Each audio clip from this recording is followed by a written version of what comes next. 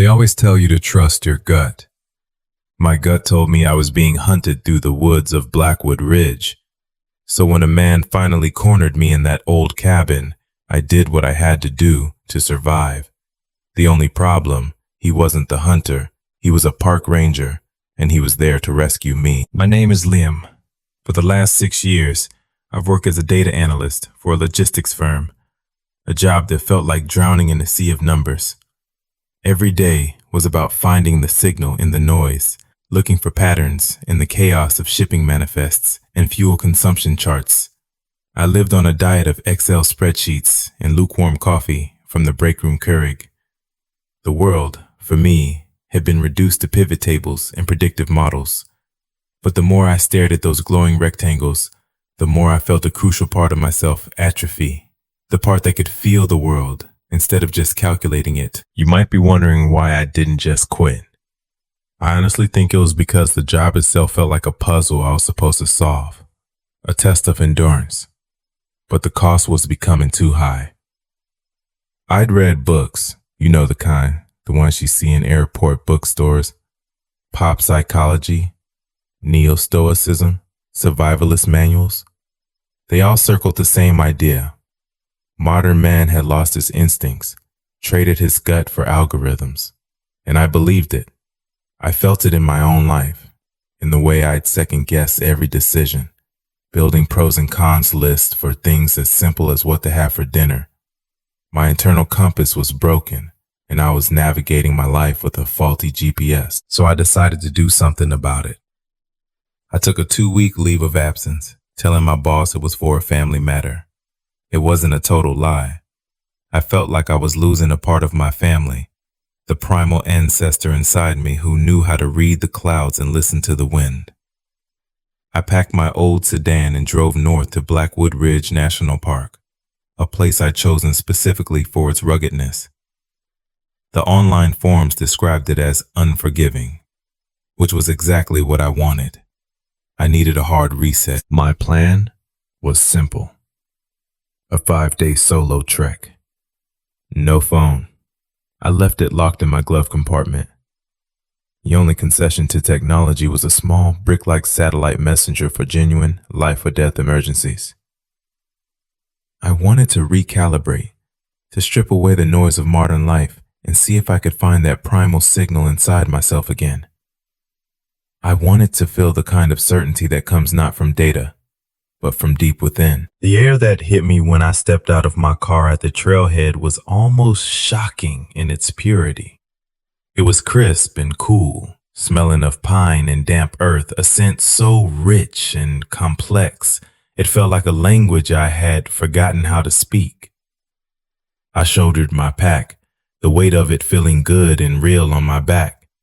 I looked up at the trailhead sign, a simple carved piece of wood that read, Blackwood Ridge Trail, 12 miles. This was it, the entry point, the place where the spreadsheets ended and the world began. It felt right. My gut, for the first time in a long, long time, told me I was exactly where I needed to be. The first day was magnificent. The trail was a clear, well-trodden path that wound its way through ancient stands of Douglas fir, trees so tall they seemed to hold up the sky itself. The sun filtered through the canopy in shifting, dusty patterns, and the only sounds were the steady crunch of my boots on the packed earth, the distant chatter of birds, and the whisper of the wind through the pines. For the first time in what felt like a lifetime, the constant buzz of anxiety in my head started to fade. The numbers, the deadlines, the endless projections, they all felt a million miles away. I was just a man, walking. I was in my element, making good time, feeling my leg muscles burn in a way that was clean and honest. It was mid-afternoon when I saw him. The trail had climbed onto a ridge and then folded back on itself in a long switchback. I stopped to drink some water and found myself looking across a shallow, tree-choked ravine to the next leg of the trail I'd be on in about 15 minutes. He was over there, maybe 100 yards away, walking in the same direction as me. He was just a figure, really. From that distance, I couldn't make out any details, Not the color of his pack, not the clothes he was wearing, just the general shape of a hiker moving through the woods. But the moment I saw him, something inside me went cold. It wasn't a thought, it was a physical sensation, a low-frequency hum of wrongness that started in the pit of my stomach. My gut instinct, that dormant muscle I'd come here to exercise, clenched hard. There was no reason for it. He was just another hiker in a national park, on a popular trail. It was perfectly normal. I told myself not to be paranoid, that this was just my overstimulated city brain projecting threats where there were none. My mind was trained to find anomalies in data, and here it was, trying to find one in the real world, turning a perfectly ordinary event into a harbinger of doom. But I couldn't shake the feeling. Something about his pace. It was too steady, too methodical. It didn't have the natural rhythm of someone enjoying a walk. It felt measured, efficient. It felt predatory. I tried to dismiss it, to force the feeling down with logic. He was probably just an experienced trekker, someone with a better stride than me. But the feeling wouldn't leave. It was a clear, sharp signal, cutting through the noise of my own rationalizations. And it was telling me one thing, one simple, terrifying thing. Danger. I watched him for another minute, maybe more, until the trail he was on curved behind a thick stand of firs and he was gone. But the feeling remained. It was like an afterimage, burned onto my mind, a silhouette of wrongness. I pulled out my folded waterproof map. My rational mind, the data analyst, took over for a second. It pointed out the obvious.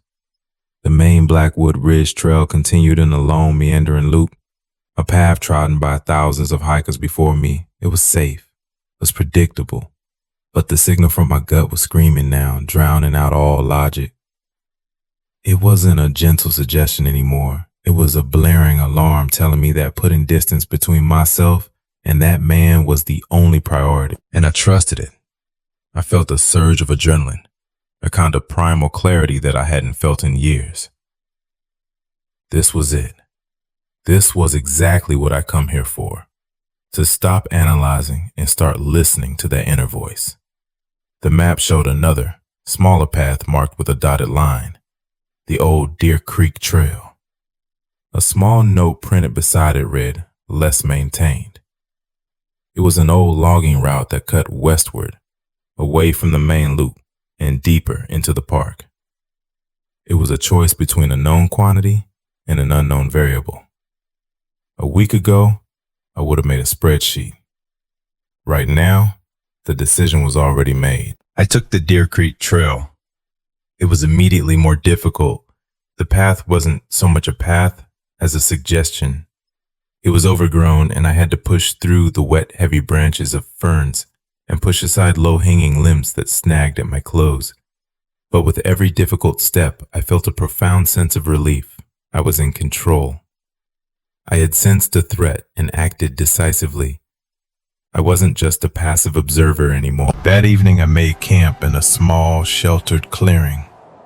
As the sun went down, the sky turned a bruised purple, and the woods came alive with sounds, the deep, resonant hoot of an owl somewhere nearby, the rustle of some small animal in the undergrowth, the constant creak and groan of tree limbs shifting in the wind. Normally, I would have found it peaceful, but now every sound was amplified, filtered through the lens of my unease. I was no longer just hearing the forest. I was analyzing it for threats. Each sound was data. The owl wasn't just an owl. It was a sentinel, watching. The sharp snapping of a twig wasn't a squirrel. It was a footstep. My instincts, I told myself, were on high alert. I felt sharp, honed. I was finally awake. I slept fitfully, my hand never far from the handle of the large survival knife sheathed on my belt. Every rustle of leaves, every moan of the wind jolted me awake. I woke the next morning feeling exhausted, but also sharp in a way I hadn't been before. The fear had honed my senses, stripped away the unnecessary. I packed up my damp tent quickly, not even bothering to make coffee, and pushed on, eager to put more miles behind me. The Deer Creek Trail was brutal. It climbed and fell with no regard for comfort, and my pace was slow. My thighs ached and my lungs burned, but I welcomed the pain. It was real. It was almost noon when I finally stopped for water. I had reached a high, windswept ridge that offered a clear panoramic view of the valley below and the corresponding ridge on the other side. I unscrewed the cap of my canteen and scanned the landscape, feeling a grim sense of satisfaction. There was no one. Just endless miles of green and brown wilderness under a vast empty sky. I had done it. I had outmaneuvered him. And then I saw him. He was on the opposite ridge, maybe half a mile away, moving through the trees. A dark figure against the green. It was impossible to be sure it was the same man, but I knew. My gut knew. He was moving parallel to me, again. A wave of cold dread washed over me, far more intense and sickening than before. My carefully constructed sense of control shattered into a million pieces. This couldn't be a coincidence. I had taken a different trail, a harder, more obscure route that wasn't even on some of the park maps. There was no logical reason for him to be there, no logical reason at all, which meant the only explanation was the illogical one. He was following me.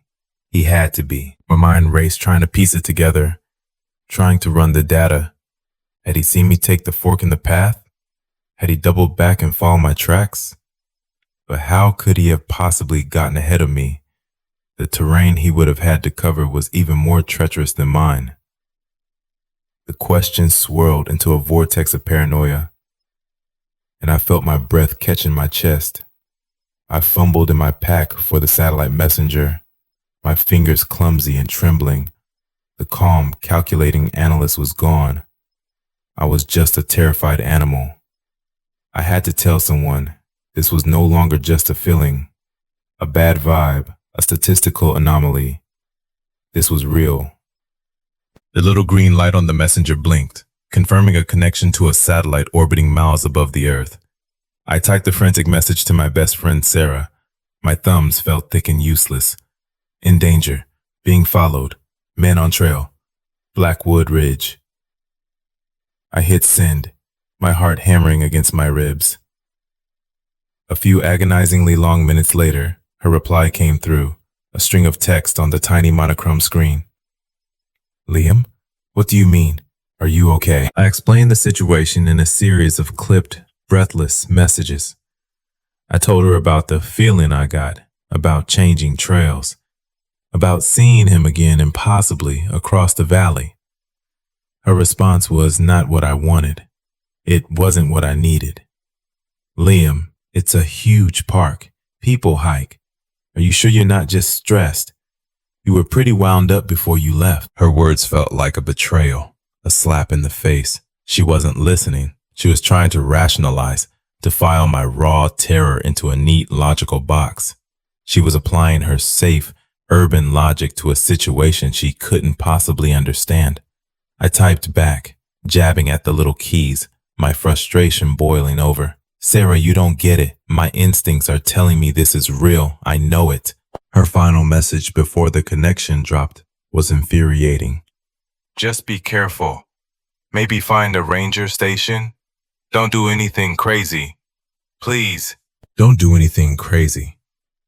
To her, crazy was trusting my own senses over the comfortable illusion of safety. To me, crazy would be ignoring them. I felt a surge of cold anger and resolve. I was on my own. No one was going to save me but me. The systems we rely on, friends, logic, the expectation of normalcy, they were useless out here. There was only the signal and the noise. I looked at the map again, my eyes tracing the dotted line of the Deer Creek Trail. Then I looked up at the dense, untracked wilderness spreading out before me, a chaotic wall of green and shadow. The solution was obvious. It was the oldest trick in the book. To lose a tracker, you have to abandon the trail. You have to become part of the noise. I folded the map, stuffed it into my pocket, and turned away from the path. Without a second thought, I plunged directly into the forest. Going off trail was a catastrophic mistake. In my mind, it had seemed like a brilliant tactical move. In reality, it was suicide. The forest floor wasn't the neatly packed earth of the trail.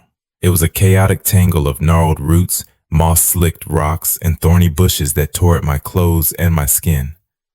My progress slowed to a painful crawl.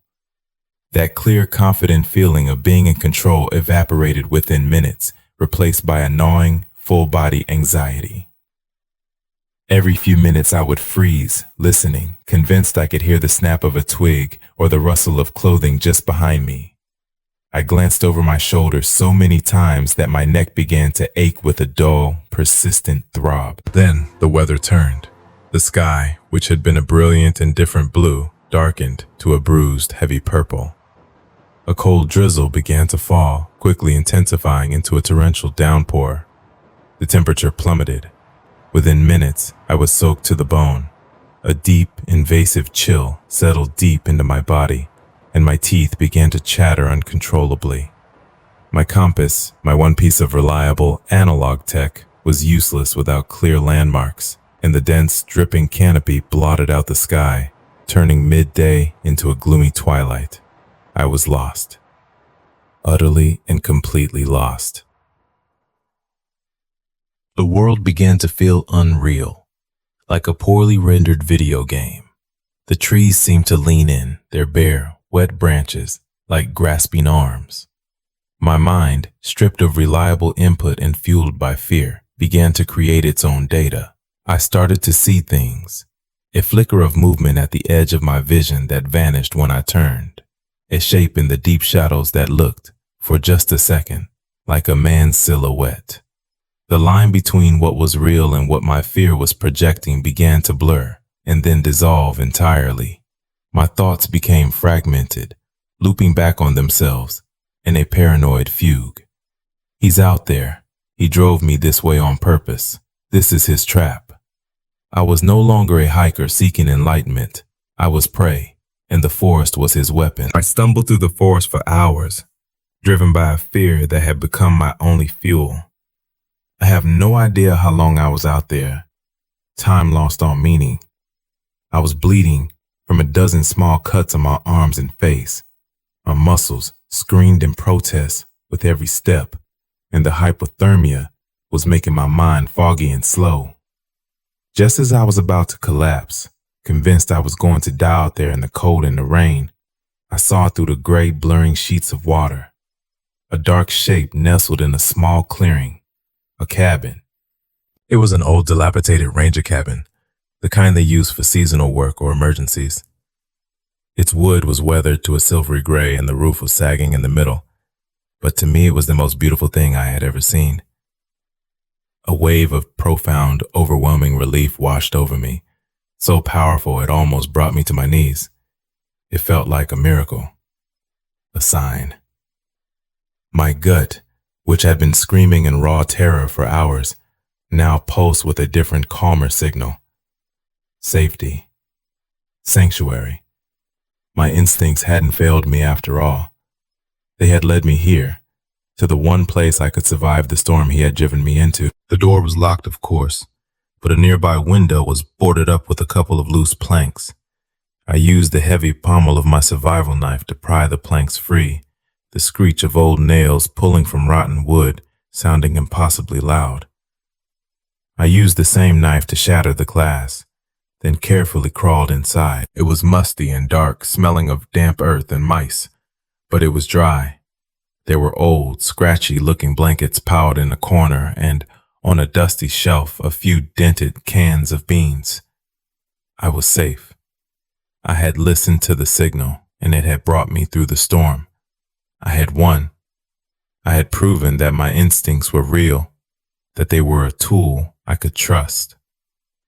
I was a survivor. I devoured one of the cans of cold beans, shoveling them into my mouth with my fingers, the metallic taste filling my mouth. The relief was so profound it was almost painful. I wrapped myself in the musty, damp-smelling blankets and huddled in the darkest corner of the cabin, listening to the relentless drumming of the rain hammer against the old tin roof. I was starting to feel a semblance of warmth return to my core when a new sound cut through the storm. A voice. Hello? Anyone in there? My blood ran cold. I froze. Every muscle in my body tensed and rigid. It was him. He had found me. The sanctuary was a cage. Hello? This is Park Ranger Frank Miller. I received a distress signal from a satellite messenger in this area. Is anyone in there? Are you all right? It was a trap.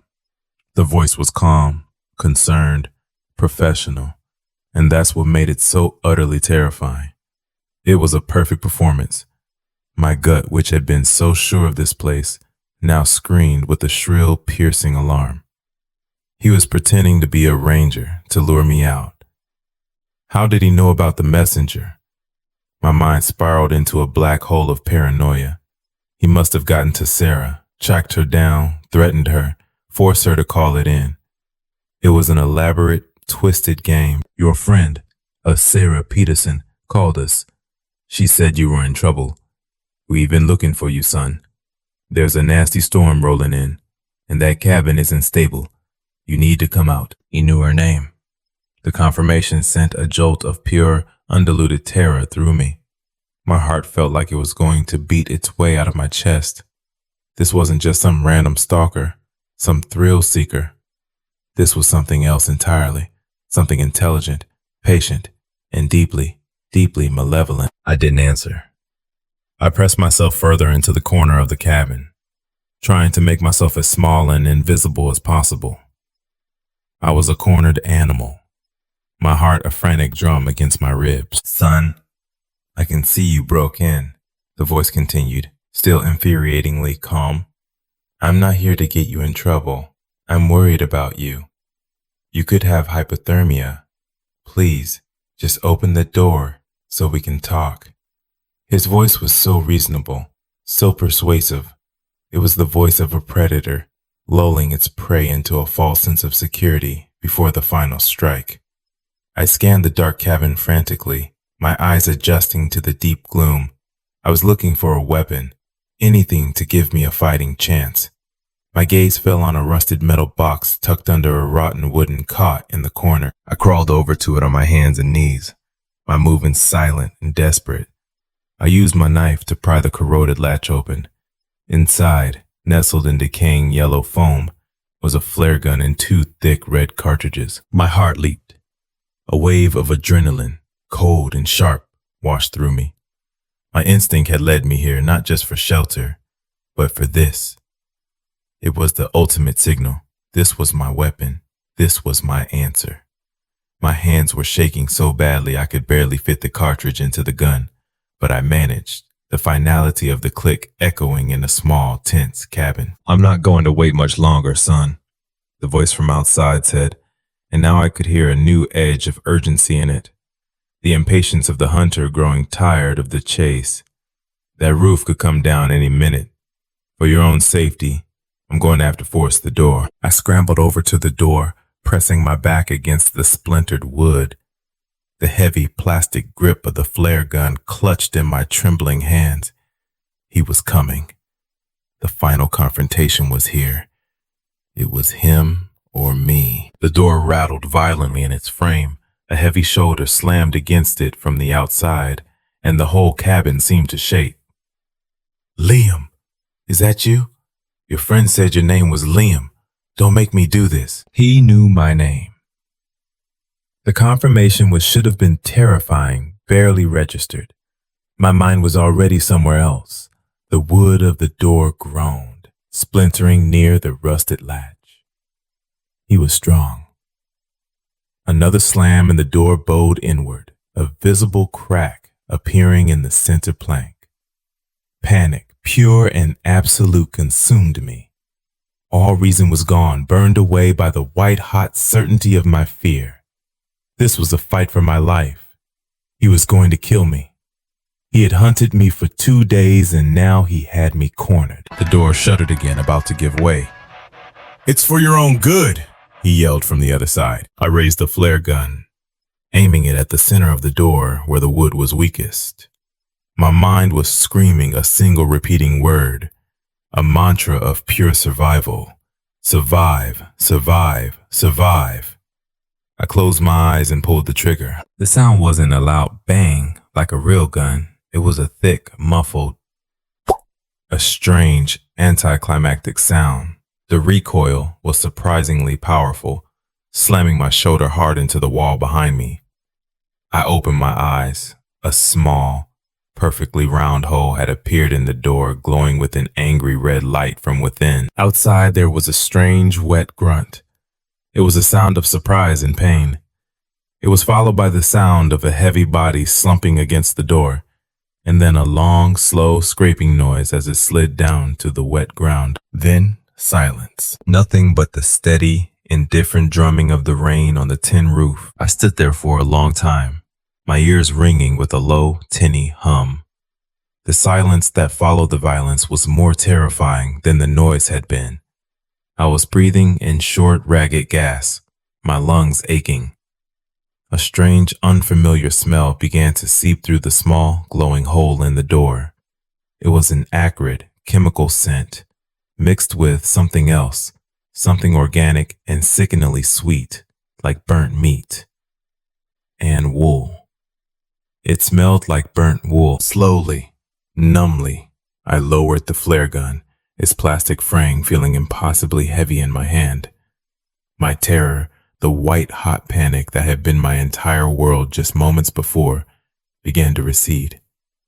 It was replaced by something colder, a creeping, horrifying curiosity. I had to know.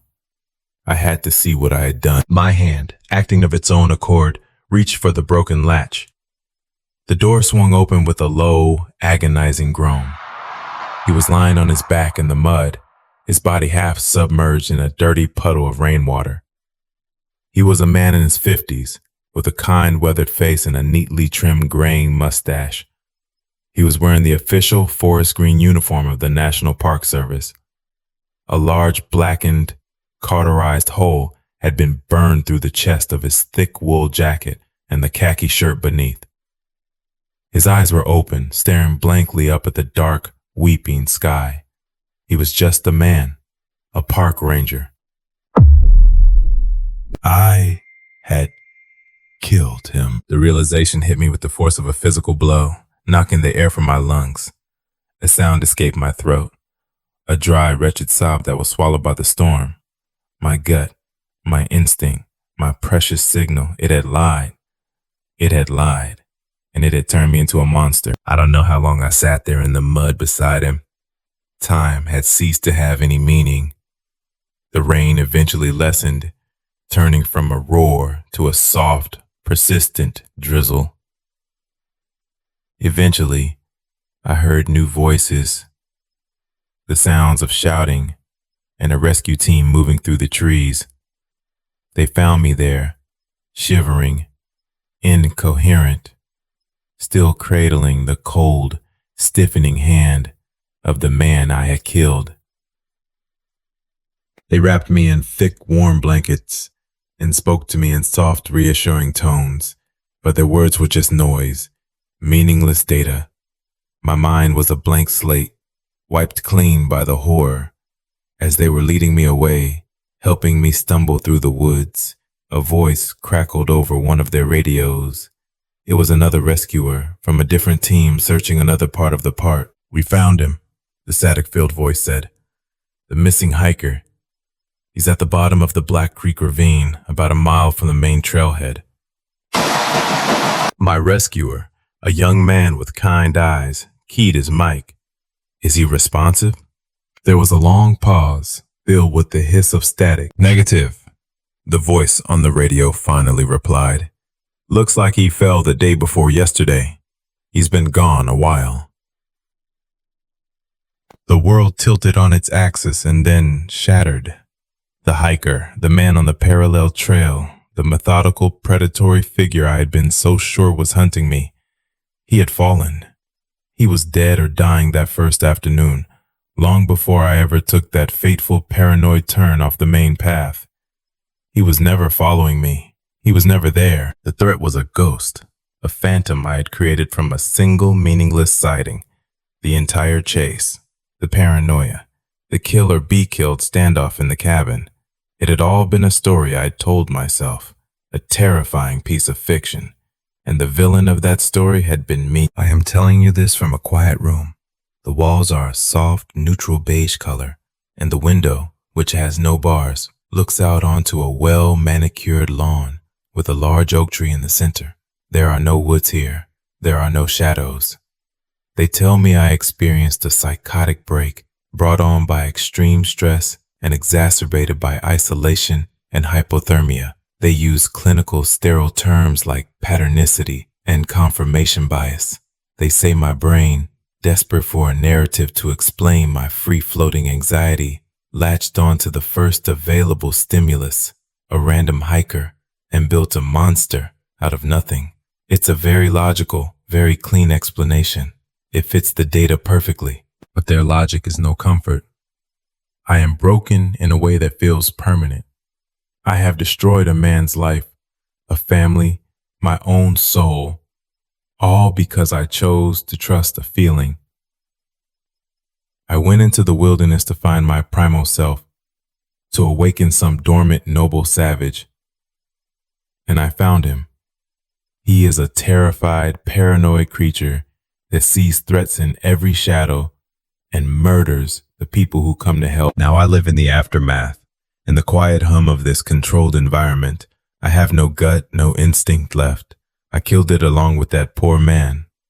When I feel a flash of anger or a pang of sadness or a brief, fleeting moment of joy, I can't trust it. I have to stop and analyze it. Is it real, or is it just my broken mind creating another phantom? Is this feeling a signal, or is it just more noise? That is the true horror.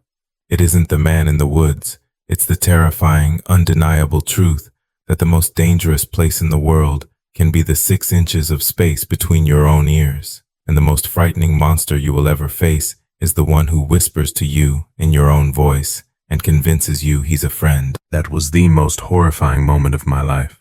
To this day, I still can't wrap my head around all of this. The details are still a bit fuzzy, and I'll most likely never get any answers regarding this experience. Thank you for watching Horror Story. If there's anything to learn from this story, it would be to trust your instincts, but also to question them. Don't forget to subscribe to Horror Story and hit the notification bell so you don't miss our next video. We'll see you in the next one.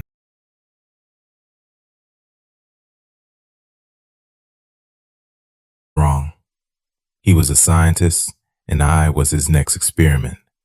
I followed my paranoia right into a soundproof room where he could observe me.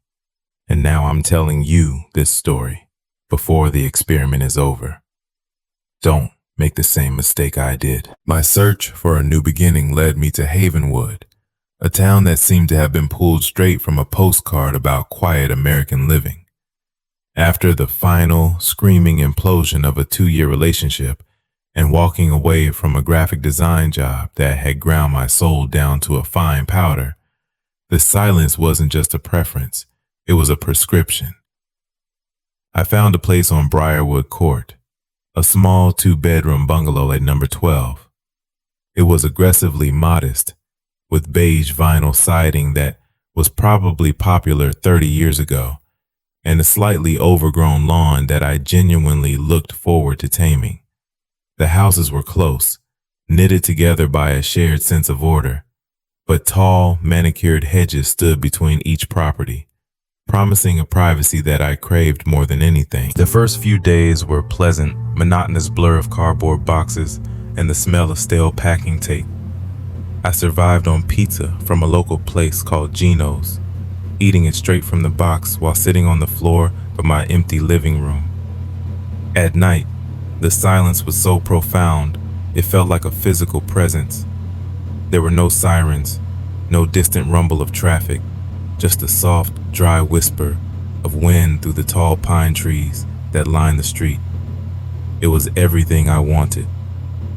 My sister, Sarah, called on the third day, her voice tinny over the speakerphone, thick with that well-meaning skepticism she reserves for all my major life choices. "Are you sure you're not going to be lonely out there, Alex?" she asked. "It sounds a little sterile." I looked out the window at the peaceful, empty street. "I feel free, Sarah," I told her. And for the first time in a long time, it was the absolute truth. The next morning, I met my neighbor. I was wrestling a heavy box of books through the front door when an elderly man emerged from the house next door, number 14. He moved with a slow, careful gait, and he was carrying a freshly baked apple pie on a ceramic plate. The gesture was so unexpectedly wholesome, it felt like I'd stepped into a different era. He introduced himself as Mr. Gable. He had to be in his late 70s, with pale, watery blue eyes that seemed kind, and a gentle smile that crinkled the corners of his face. His house was a mirror image of mine, right down to the placement of the windows. Only his front door was a dark forest green instead of my navy blue. We made the kind of small talk that new neighbors make about property taxes and which day was best for trash pickup. He seemed a little lonely, perhaps, but completely and utterly harmless. The exact kind of neighbor you'd feel comfortable asking to collect your mail while you were on vacation. I took the pie, thanking him profusely, and he just nodded and shuffled back to his own porch. I went back inside and placed the pie on the empty kitchen counter, the smell of cinnamon and baked apples filling the sterile air. A genuine sense of calm settled over me. This was it. This was the place. The people were kind, the streets were quiet, and the world felt like it was miles away. For the first time in years, I felt like I had found a genuinely safe place. A sanctuary where the noise and the chaos couldn't touch me. I remember standing there, looking out at his perfectly neat house next to my own, and thinking that my life was finally starting over. Looking back now, the profound naivete of that thought is almost as terrifying as everything that came next. For about a week, life on Briarwood Court was idyllic. The peaceful rhythm of the place was exactly what I needed. I unpacked the last of my boxes, set up my home office in the second bedroom, and bought a shiny new lawnmower from a local hardware store where the owner still wrote up receipts by hand. I fell into a comfortable routine: wake up, make coffee, work on freelance design projects until late afternoon, and then spend the evening either reading or just enjoying the quiet. The silence was my constant companion, a welcome antidote to years of city noise and arguments. And then came the first prickle of unease, the first quiet note of discord in my perfect little symphony of solitude. It was a Tuesday night, maybe a week and a half after I'd moved in. It was close to midnight, and I couldn't sleep, a residual habit from my old anxiety-fueled life that I hadn't quite managed to shake. I was in my living room, the lights off, just scrolling aimlessly through my phone, bathing my face in its cool blue light. That's when a flicker of movement outside caught my eye. I froze, my thumb hovering over the screen, slowly. I lowered the phone and crept to the window, peering through the small gap in the blinds. There, in the middle of his own front yard, stood Mr. Gable. He wasn't doing anything. He wasn't gardening or checking the mail or looking for a lost pet. He was just standing perfectly still on the grass, his hands clasped neatly behind his back, looking directly at my house. The moonlight was bright that night, and it cast him in a pale, silvery glow that made him look less like a person and more like a statue. There was no expression on his face that I could see, not anger, not curiosity, just a placid blankness. My heart did a little trip hammer beat against my ribs, a sudden, frantic staccato in the otherwise silent house. I told myself not to be paranoid. That became my mantra. Don't be paranoid, Alex. He was an old man. Maybe he was confused. Maybe he was a sleepwalker. I tried to feed myself a dozen rational explanations, but none of them felt right. I watched him for what felt like an eternity, but was probably only 5 minutes. My muscles were tense, my breath held tight in my chest. Then, as if he could feel my gaze through the glass and the blinds, he slowly turned his head, took one last look at my dark window, and walked back inside his house. The green door clicked shut behind him with a soft, final sound. I didn't sleep much that night. The image of him standing there, so still and silent, was burned onto the back of my eyelids. The next day, I was jumpy, on edge. But when I went out to get my mail, I saw him, watering his roses. He looked up, gave me that same gentle, crinkly-eyed smile, and offered a friendly wave. I waved back, a knot of confusion in my stomach. I felt foolish. It was nothing. Just a weird, isolated incident. But my gut, that little internal alarm I've always trusted, whispered that it wasn't nothing.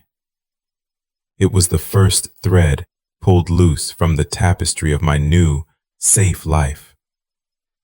It was a quiet signal that something in this perfect, peaceful little haven was fundamentally and terrifyingly wrong. The incident where Mr. Gable standing in his yard became a seed of anxiety that took root deep in my mind, and I couldn't shake it loose.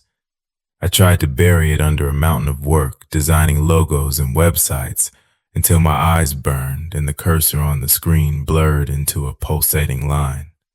But it was always there, a low hum of unease at the back of my thoughts. Once you start looking for things, you see them everywhere. Small details that a rational person would dismiss as coincidence began to feel like pieces of a larger, more sinister puzzle. My gut, an internal compass I've always considered reliable, was telling me to pay attention. His porch light, for instance. I started to notice that almost every evening, usually around dusk when I would turn on my own living room lamp, his porch light would flick on within a minute or two. The first few times I dismissed it, but then I started testing it. I'd wait until it was fully dark, then flip my light switch. Sure enough, like clockwork, his yellow bug light would blink on. At first I thought it might be a motion sensor, but the placement didn't make sense, and it was far too consistent, too responsive to my specific actions.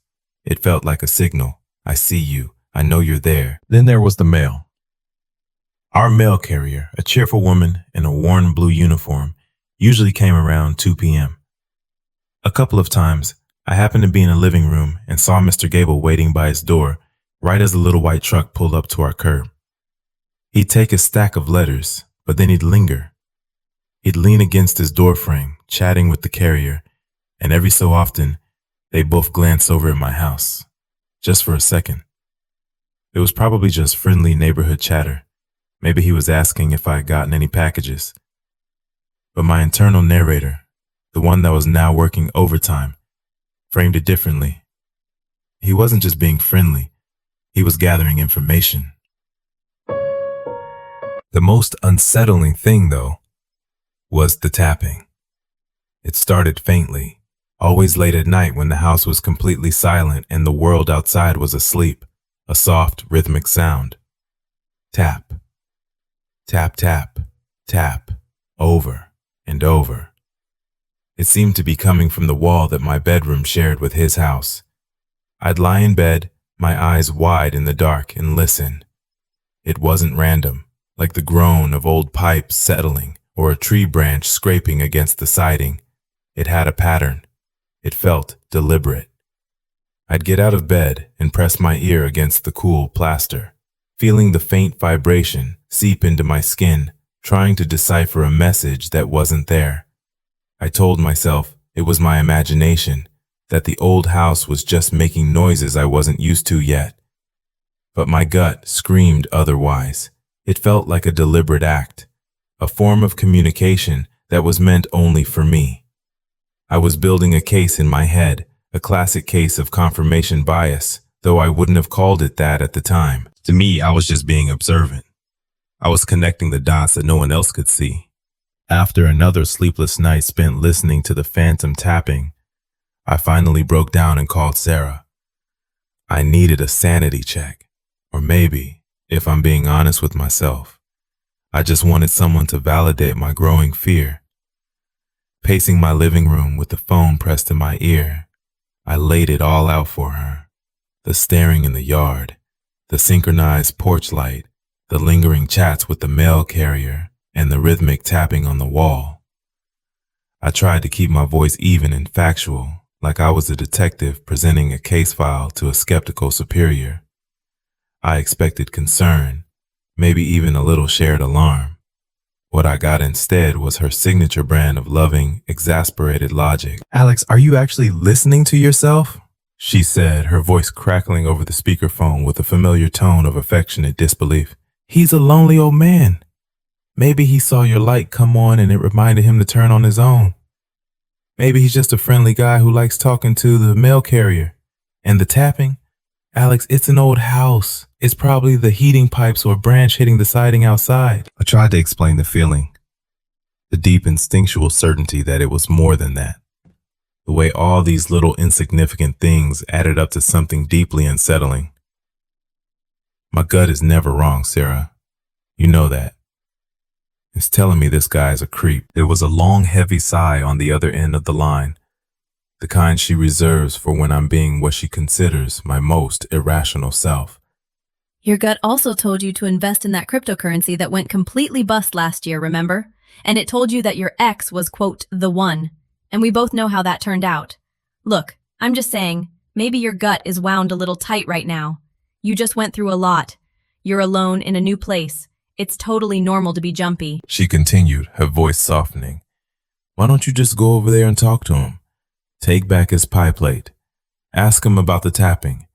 Tell him you're worried about his pipes or something. Just be a normal human being." Her words were meant to be reassuring, a gentle nudge back towards normalcy. But they felt like a complete dismissal. She didn't get it. She couldn't feel what I felt. My instinct, the internal alarm that had saved me from more than one bad situation, was screaming that talking to him would be the worst possible move. It would show my hand. It would let him know that I was suspicious, that I was watching him back. He'd just deny everything, smile, his gentle old man smile, and become more careful, more subtle. I ended the call a few minutes later, mumbling some vague promise to think about it, but I felt more isolated than ever. She thought I was being irrational, just another one of Alex's phases, but I felt like I was the only one seeing the truth. My gut was my compass, and every fiber of my being was telling me I was in danger. Sarah's voice of reason sounded, to my ears, like the voice of naivete. It sounded like the voice of a future victim, and I was determined not to be one. After my call with Sarah, a switch flipped in my brain. Her gentle dismissal of my fears didn't calm me down. It did the exact opposite. It galvanized me. It was like a splash of cold water, waking me up to the fact that I was completely on my own in this. If no one else was going to take this seriously, then I would have to become my own protector, my own detective. My freelance work began to suffer almost immediately.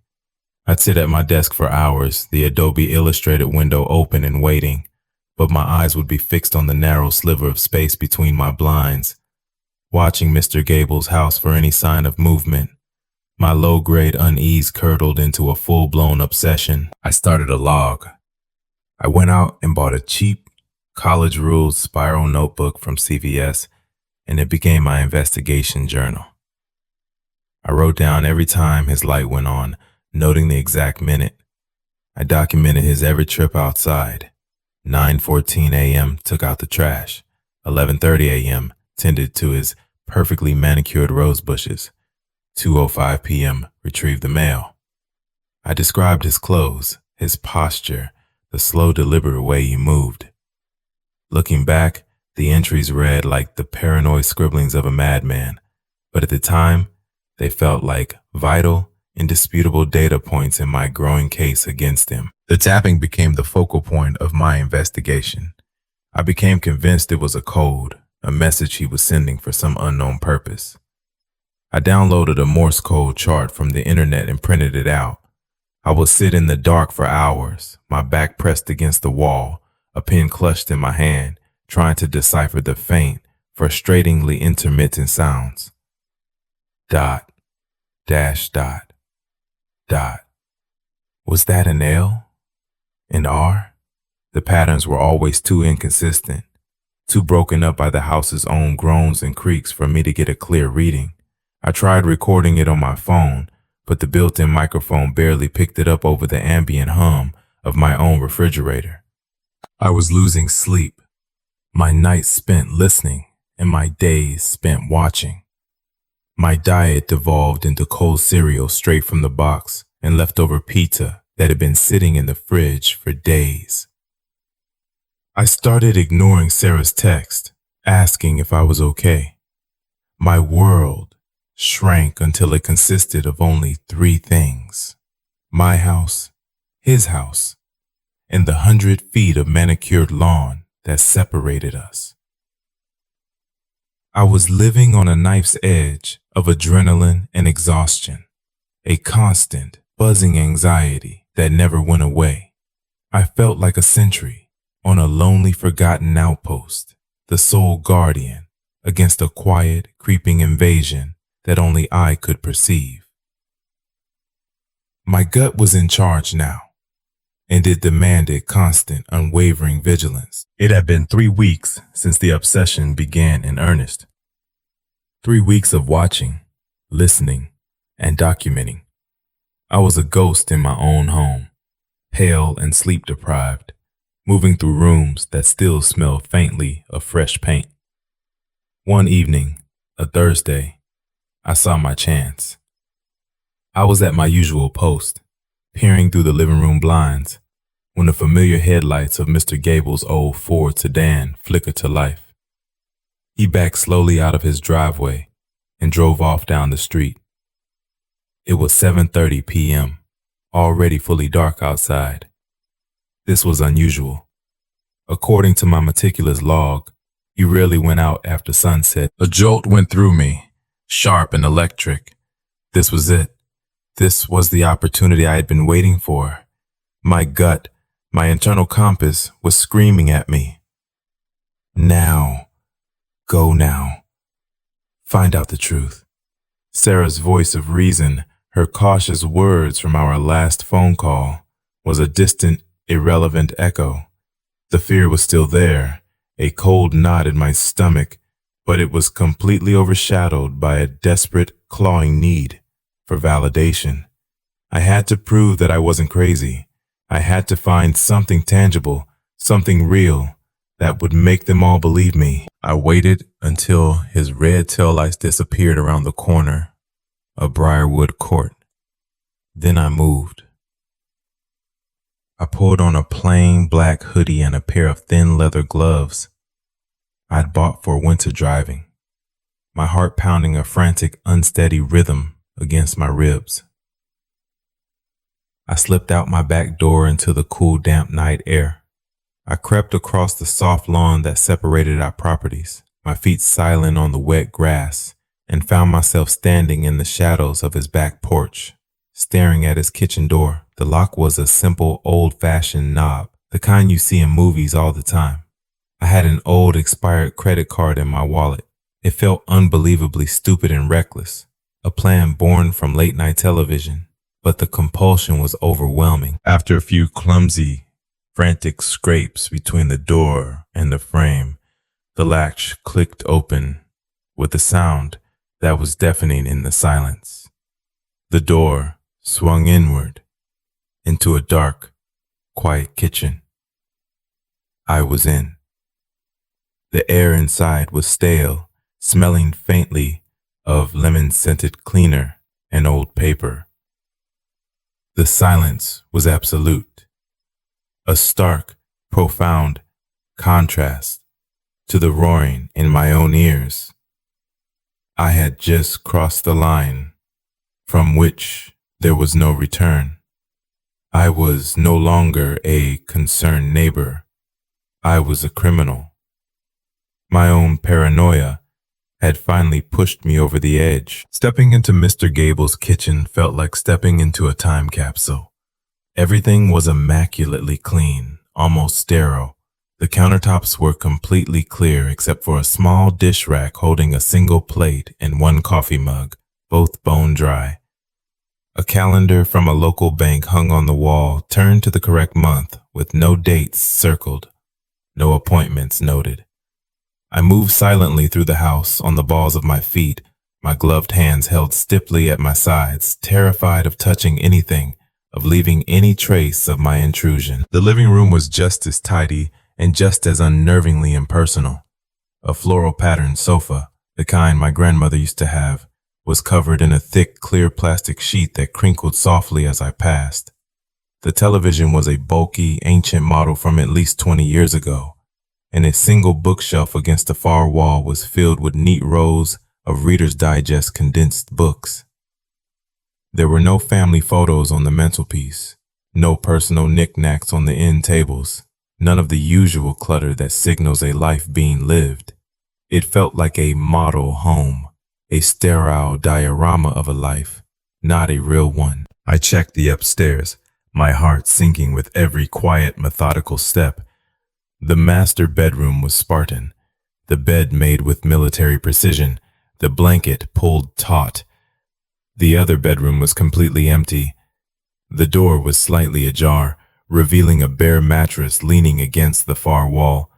A wave of ice-cold disappointment washed over me, quickly followed by a fresh spike of fear. What if I was wrong? What if Sarah was right? The thought was terrifying. It meant that I was the one who was unwell, that the danger was all in my head. But my gut, my stubborn, insistent gut wouldn't let go. It insisted there had to be something. There had to be. I made my way back down to the kitchen and stood before the basement door. I hesitated, my gloved hand hovering over the cool metal knob. Basements are a primal kind of fear, a place of darkness and dampness and hidden things. I took a deep, shaky breath and opened the door. The air that rose up to meet me was cool and smelled of damp concrete and something else. A faint, sharp chemical scent, almost like ozone after a thunderstorm. I crept down the rickety wooden steps, using my phone's flashlight to cut a nervous beam through the gloom. The basement was large and unfinished, with rough stone walls and a web of exposed pipes overhead. It was mostly empty, save for a few dusty, sealed cardboard boxes stacked neatly against one wall. But then I saw it. In the far corner, almost hidden in the deepest shadows, was another door. A modern, solid steel door with a heavy-duty commercial-grade deadbolt lock. It was completely jarringly out of place in this old house. A surge of adrenaline hit me so hard my vision swam for a second. This was it. This had to be it. The secret, whatever it was behind this door. The steel door was a declaration. It didn't belong. It was a stark, modern secret planted in the heart of an old, quiet house, and it screamed a truth that the tidy rooms upstairs had only whispered. My search for proof, for validation, now had a singular, terrifying focus. The deadbolt was a serious piece of hardware. a high security lock that a flimsy piece of plastic wasn't going to trick. I took a quick, shaky photo of the lock with my phone, my thumb nearly missing the button, and retreated. The entire break-in had taken less than 10 minutes, but it felt like a lifetime. I got back to my house, my heart still hammering against my ribs, and immediately fell down an internet rabbit hole. I started researching locks, deadbolts, and lock-picking sets online. My search history became a paranoid collage of forums, technical diagrams, and YouTube tutorials with titles like Defeating High Security Pins for Beginners. For the next 3 days, I was a man possessed. I barely ate. I ordered an expensive professional-grade lockpick set with next-day shipping from a company called Sparrow's Lockpicks. When it arrived, I practiced on the locks in my own house, the front door, the bathroom, my old metal file cabinet, until my fingers were sore and my focus was absolute. All the while, I kept up my surveillance of Mr. Gable. His routine was unchanged. The friendly waves over the hedge, the synchronized porch light, the quiet, uneventful nights. He gave no sign that he knew his home had been breached, that a stranger had walked through his sterile rooms. The tapping on the wall continued, and now, instead of just unsettling me, it felt like a taunt. It was a secret code emanating from a place I couldn't access, a constant rhythmic reminder of the steel door in his basement. The lockpick set arrived in a discreet brown package. I felt a grim sense of purpose as I unwrapped the small metal tools from their leather case. That night, I watched Mr. Gable leave again. This time it was for his weekly bingo game at the town's community center, according to a brief, excruciatingly normal chat we'd had over the hedge that afternoon. The universe, it seemed, was on my side. Following the same path as before, I slipped back into his house, the whole process feeling sickeningly familiar, my criminal act becoming a routine. I went straight to the basement, the steel picks cold and heavy in my gloved hand. Kneeling in the damp, musty air, I went to work on the deadbolt. My breath was shallow, my hands surprisingly steady. It was a slow, painstaking process of tension and feeling, of listening for the faintest click as the pins set one by one. My gut was a tight, painful knot of terror and anticipation. It told me I was just moments away from uncovering a terrible truth. After what felt like an hour of tense, sweaty work, the final pin clicked into place with a tiny, sharp sound. The lock turned with a heavy, satisfying thud that echoed loudly in the silent basement. I held my breath, pulling the heavy steel door open. The chemical smell, that scent of ozone, was much stronger now, sharp and clean. I pointed my phone's flashlight inside, its beam cutting a nervous path through the darkness. The room was not what I expected. It wasn't a dungeon or a workshop or a place of overt, gory horror. It was a small, 10 by 10 foot cube. The walls, the ceiling, and even the floor were all covered in thick, gray, wedge-shaped acoustic foam panels. It was a soundproof box. In the exact center of the room sat a single, simple wooden chair, the kind you find in an old schoolhouse, and mounted on the wall opposite the door, aimed directly at the chair, was a small, black, dome-shaped security camera. A single red light glowed on its face, a tiny, malevolent eye. There was nothing else. No tools, no chains, no bloodstains on the floor, just the chair, the camera, and the suffocating, sound-dampening foam. I stood frozen in the doorway, completely bewildered. What was this? A recording studio? A panic room? It made no sense. The sheer, bizarre strangeness of it was somehow more unsettling than any overt horror I could have possibly imagined. My mind had been racing with gruesome possibilities, but this sterile, silent, purposeful room was something my paranoia hadn't prepared me for. I took a hesitant step inside, my sneakers making no sound on the soft foam floor. I shone my light around the room again, looking for any clue, any sign of its purpose, my mind refusing to process what I was seeing. It was then that I made the most critical, stupid, and life-altering error of my life. Distracted and confused, I let the heavy steel door swing shut behind me. It closed with a soft, final hiss of displaced air, and then a loud, definitive clank as the heavy magnetic bolt automatically engaged. I was plunged into absolute pitch-black darkness. My phone's light had gone out as the screen timed out. I fumbled for it in the suffocating blackness, my breath catching in my throat, a wave of pure, unadulterated panic washing over me. I finally got the light back on, its beam looking weak and pathetic in the oppressive dark. I was sealed inside. I lunged for the door, my gloved hand slapping against the cold steel, grabbing for a handle on the inside. There wasn't one, just a smooth, cold, featureless steel plate. The panic was immediate and blinding. It wasn't a slow, creeping dread. It was a physical thing, a crushing weight that landed squarely on my chest and stole all the air from my lungs. I screamed, a raw, ragged sound that tore from my throat, but the room drank it instantly. The sound just vanished into the thick, gray foam, leaving behind a dead, flat, and profoundly empty silence. I banged on the steel door with my fists, then with the heel of my shoe, then with the hard plastic body of my phone. But the sound was dull and pathetic, a series of soft, useless thuds that were absorbed by the padding. It was like shouting into a vacuum. I was trapped. Utterly and completely trapped. My mind raced, cycling through 100 frantic, useless scenarios. How long until someone found me?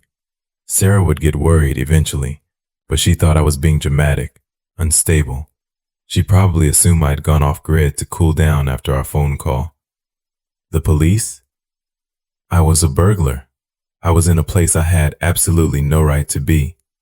Who would I even call? What would I even say? Help, I broke into my neighbor's house and got stuck in his weird sex dungeon. After minutes of useless, exhausting panic, I slumped against the door, my body trembling uncontrollably. I slid down the smooth steel until I was sitting on the foam-covered floor. The silence was the most terrifying part. It was a heavy, oppressive blanket that smothered every thought. And then it was broken. A soft crackle, then a low hiss, came from a small circular speaker grill in the ceiling panel above me, a detail I hadn't noticed in my initial panic scan of the room. I froze, my head snapping up, my eyes wide in the gloom of my phone's flashlight. And then came the voice. It was Mr. Gable, but it wasn't the voice I knew, the slightly frail, friendly tone of the man who gave me pie. This voice was calm, perfectly measured, and carried an unnerving quality of absolute, unshakable control. "Hello, Alex," it said, the sound clear and unnervingly direct in the small dead space. "I was wondering when you'd finally make it in. You've been working so very hard." My blood ran cold. He knew. He knew everything. "Please, don't bother screaming," the voice continued, as if he were casually reading my mind from a script. "As you've discovered, the room is quite soundproof. I had it installed last year. It's very effective." How did you know?" I stammered, my voice a weak, pathetic croak in the oppressive silence between his words. The speaker crackled again with a faint static. "Oh, I've known from the very beginning, Alex. I knew from the first night you peeked through your blinds. I saw the flicker of your phone screen against the glass. You're not nearly as subtle as you think you are." His tone was unnervingly patient, like a patient teacher explaining a simple concept to a very slow student. The porch light, he continued, anticipating my next question. A simple smart switch connected to a light sensor I placed just on your side of the property line, tucked into the hedge. It detects the sudden change in ambient light when your lamp comes on. The chat with the mailman, we were discussing the weather. Your paranoia filled in the rest of the details. You see, Alex, you did all the hard work for me. I slid down the cold steel door, my legs giving out completely, and sat on the sound-dampened floor. I felt hollowed out, empty, a puppet whose strings had just been pointed out to him for the first time. The tapping, I whispered, the words barely audible, even to myself. Ah, yes, the tapping was real, Mr. Gable's voice confirmed, with what sounded like a hint of pride. A small battery-powered seismic thumper, very low frequency. I stuck it to the wall on my side, in my bedroom closet. It's designed for geological surveys, but it works wonderfully for this. Just enough to create a vibration you could feel, a sound you could almost hear, but never clearly enough to be sure. Just enough to feed the part of your brain that was desperate to find a pattern. 2 times he paused, letting the full weight of his words sink into the dead air of the room. I've been watching people for a very long time, Alex. A very long time. And I've learned a fundamental truth. People who loudly proclaim to trust their gut, their instincts, above all else, they are the most exquisitely easy people to manipulate. Their gut becomes a cage of their own making.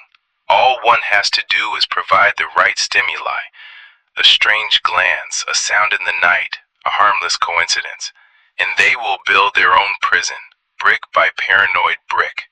You saw a monster, so you hunted it. You never once stopped to ask if the monster was real, or if you were simply creating it yourself out of thin air. What do you want? I yelled, my voice cracking with desperation, the sound dying a pathetic death against the foam walls. Why are you doing this? For the first time since his voice had filled the room, there was a hint of something other than calm control in his tone. It wasn't anger or malice. It sounded like genuine, dispassionate, academic curiosity. What do I want? I want to observe, he said. I'm a student of fear, Alex. A chronicler. In my younger days, I was a psychologist, but I found the ethics of the profession restrictive. I'm interested in what happens when a person is stripped of everything but their own terror, especially when their most trusted compass, their sacred instinct, is proven to be the very thing that led them directly into the trap. What does a mind do then? How does it cope? How does it break? He wasn't a monster in the way I had imagined. He wasn't a killer or a torturer or anything so simple. He was something far more terrifying. A scientist, and I was his specimen. A rat he had carefully, patiently led through a maze of my own making. You won't starve, he continued, his tone returning to that placid, informational cadence, as if you were explaining the rules of a board game. There's a small, automated hatch in the wall behind you. It will open twice a day with water and a nutritional paste. The room is climate controlled. You are perfectly safe, physically. The word safe was a venomous mockery. I looked up at the camera on the ceiling. The little red light was a single, unblinking eye. It was my whole world now. My jailer, my audience, my only companion. No one is coming for you, Alex, he said, his final words hanging in the dead air like a death sentence. Your sister already thinks you're being unstable. You have a history of it, you see. I did my research before you even moved in. And the police? You're a burglar who got trapped while committing a felony. By the time anyone pieces it together, I'll have gathered so much wonderful data. The speaker clicked off. The silence that returned was 1,000 times heavier than before. It was no longer an absence of sound. It was a presence, a crushing weight filled with the knowledge of my own magnificent, catastrophic failure. I wasn't trapped by a man. I was trapped by my own mind, by the very instinct I had worshipped as my one true guide. I don't know how long I've been in here. Days? A week? Time has no meaning in the dark. The only marker I have is the soft mechanical whir of the hatch in the wall, opening, and the tasteless gray pace it delivers twice in what I assume is a 24-hour period. The red light on the camera is a constant, unwavering star in my personal black sky. At first, I talked to it. I pleaded, I cried, I begged for him to let me out. Then, I just stared back, locked in a silent, futile battle of wills that I know I can't possibly win. I've screamed until my throat is raw and bleeding, but the sound just dies, absorbed without a trace by the gray foam walls that surround me. My obsession, my sacred gut feeling, was a fire. And Mr. Gable just gently blew on the embers until it became an all-consuming inferno that devoured me whole. He was right. I built this prison myself. I picked the locks. I walked through the door. My own paranoia was his weapon, and my instinct was his key. The real horror of this place isn't the soundproof room itself. It's the perfect echo chamber of my own mind, replaying every stupid mistake. Every moment I chose suspicion over reason, instinct over logic. I think about Sarah and how she tried to warn me, how her voice of reason sounded like foolishness to my ears. I think about the friendly old man who offered me a homemade pie and how I twisted his simple neighborly kindness into a monstrous threat. I see now that the greatest fear is not the monster you imagine lurking in the dark, but the slow, dawning realization that the monster was you all along, a puppet dancing on strings you couldn't see, convincing yourself you were the one in control. Sometimes, late in what I think is the night, when the silence is at its most absolute, I hear a new sound. It's not the tapping from before. It's a faint rhythmic scratching coming from beyond the door. It's the sound of a pen on paper. He's out there, just on the other side of the steel, taking notes. And I am in here, waiting, with nothing but the silence, my regrets, and the unwavering gaze of that little red light. Thank you for watching Horror Story. I hope this story serves as a reminder that sometimes the most terrifying traps are the ones we build for ourselves. If you have a story about an instinct that led you astray, I'd be interested to read about it in the comments below. Don't forget to subscribe to Horror Story and hit the notification bell so you don't miss the next unsettling account. Until next time, stay vigilant and always question what you think you know.